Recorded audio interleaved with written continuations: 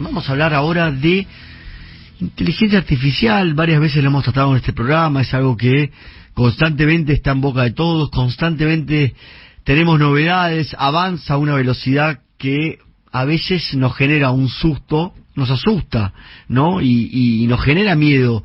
En este caso vamos a hablar del mercado laboral también. ¿Y quién no recuerda, los que tenemos algunos o peinamos algunas canas, la saga de la película Terminator, por ejemplo, ¿no? ¿Y se acuerdan la recordada Skynet? Esa, la inteligencia artificial que cobró conciencia en sí misma y empezó una guerra.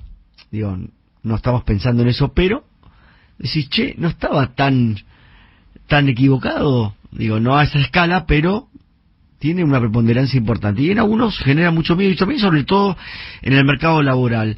Pero para eso vamos a hablar con Horacio Llobet, que es autor, experto en mercado de trabajo y CEO de Now I Am, que le agradezco que nos esté esperando en línea. Horacio, muy buenas noches. Hernán Harris, ¿cómo estás? Hola Hernán, ¿cómo estás? Muy buenas noches. Nada, un placer. Gracias por el tiempo, Horacio. Y quiero empezarte con esto. ¿Hay que tenerle miedo a esta tecnología o tenemos que buscarla como una aliada? Bueno, sabes que te escuchaba en la introducción y bueno, yo también estoy pelando algunas canas y digo, el resto de la gente, los más jóvenes, habrán visto la saga Terminator. Y nada, la verdad que hoy estamos inmersos, ¿no? Creo que va a ser este 2023, va a ser la revolución de la inteligencia artificial. Cada vez está mucho más fuerte, está mucho más en boga y obviamente eso empieza a generar bastante, en algunos casos, miedos o incertidumbres. Imaginemos, ¿no, Hernán, que la inteligencia artificial se está conmemorando en esta época como si fuera la revolución industrial, ¿no? Donde nuestros padres, nuestros abuelos tienen miedo también de quedarse sin trabajo, o de los que hacían ruedas para las carretas. Bueno, después tuvieron que empezar a hacer ruedas para autos, carreteras. Digo, la inteligencia artificial va a generar toda una convergencia de un desarrollo nuevo, de nuevos trabajos. De hecho, para el Foro Económico Mundial estima que para el 2025, o sea, estamos hablando acá a la vuelta de la esquina, 2 años más. Sí, ya. Aproximadamente van a generar más de 97 millones de nuevos puestos de trabajo solo relacionados a todo lo que tiene que ver con la inteligencia artificial. Por lo cual, lo que dispara como interesante para mí, que tenemos que quedar, es que la inteligencia artificial va a explotar mucho más la inteligencia emocional de las personas. Y ahí es donde queremos que, como lo puse un poco en esta columna, como que dos potencias se saludan. De esta manera vamos a ver una simbiosis entre la inteligencia artificial y la inteligencia emocional, entre esta mezcla de ser efectivos, pero ser afectivos. Es algo que se viene como una revolución nueva. ¿Podemos definir inteligencia emocional? Me parece muy interesante el término. Bueno, inteligencia emocional es algo que cada vez se está buscando, incluso si me preguntás a mí de la experiencia que venimos trabajando ya casi 25 o 30 años en desarrollo de tecnología, empleo, tratar de entender hacia dónde va el futuro del trabajo, cómo las personas se terminan motivando, ¿no? O más en un trabajo, ¿no? Digamos, cambió esta historia de que vivíamos para trabajar, ¿no? Hoy creo que la gente trabaja para vivir, disfrutar la vida, que tiene muy aliado con los millennials, centennials, o esta generación Z que tiene una mirada muy distinta del mundo. Por lo cual, una de las habilidades más importantes que se busca en las personas es cómo empiezan a desarrollar la inteligencia emocional. ¿Qué es la inteligencia emocional? Es, para que lo escuchan así muy frecuentemente, le voy a asociar una palabra rápida para que la gente que me esté escuchando lo entienda, es la empatía.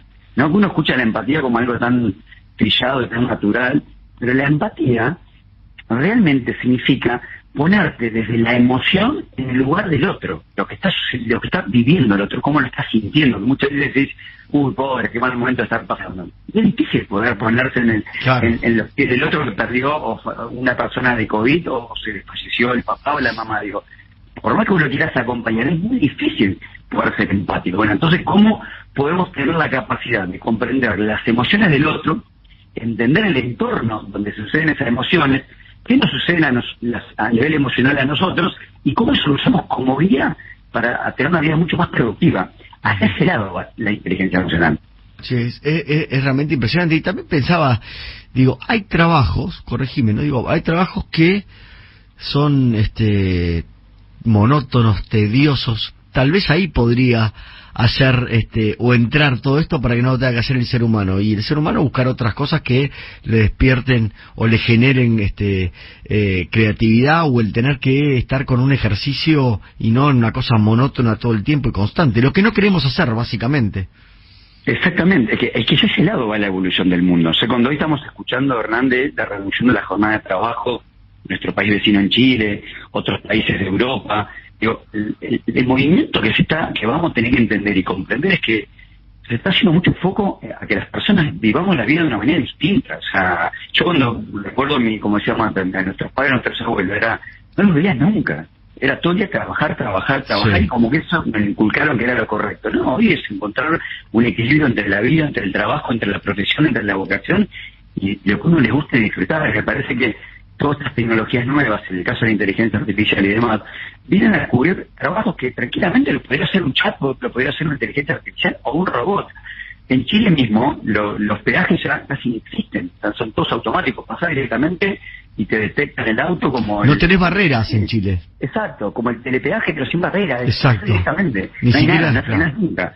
Y eso, sí. Digo, mucha gente dice, no, esto vamos a tener un montón de puestos nuevos de gente que está trabajando en la garita. Cuando uno pasa por una garita de peaje, y mirás a esa persona que está 10, 8 horas, no sé, 9 horas trabajando, apretando un botón, abriendo una barrera y entregando. ¿Qué valor agregado te da a esa persona? No, y además con las quejas, las bocinas, el trabajo insalubre realmente, por ejemplo. Lo tóxico, los ruidos, la bocina, sí. Los gritos, totalmente. Digo, esas personas, y lo que tenemos que empezar a acompañar, creo que es el desafío que tenemos en Argentina, ¿cómo acompañamos esto con educación para entender los trabajos del futuro? Si no, nos vamos a quedar un poco rezagados. Sí. Horacio, ¿cómo está la Argentina respecto de, no te voy a decir países súper desarrollados, pero respecto de la región en estos temas?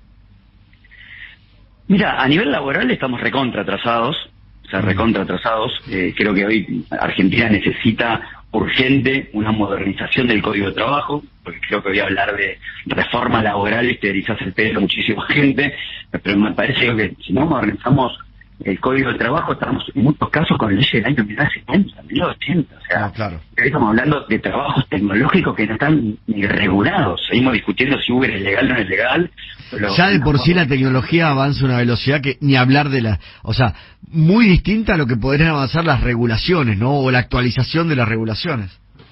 Absolutamente. Si de hecho cuando salió la ley de teletrabajo, Chile se la había lanzado hacia 1 año y medio, 2 años antes que nosotros. Acá la hicimos corriendo cuando muchos de los legisladores se conectaban por primera vez en su vida por Zoom. Digo, claro. Hoy la tecnología va mucho más rápido, por eso el desafío de los seres humanos y principalmente legisladores y demás, cómo vamos regulando esto hacia adelante, porque la inteligencia artificial, que suena tan lindo, también puede tener sus peligros.